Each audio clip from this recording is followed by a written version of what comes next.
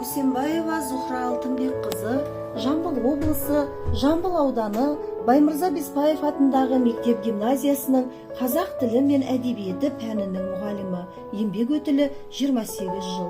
Ұлы реформатор ғалым Ахмет Байтұрсынұлының мұғалім үздіксіз ізденгенде ғана шәкірт жанынан нұр құя алады деген сөздерін басшылыққа алып жұмыс жасаудамын.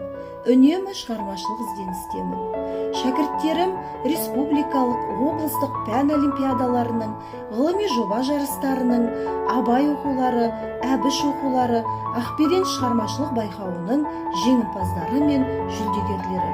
Ұстаздық қызметімде Ұлы Абайдың толық адам ілімі өмірлік ұстанымым.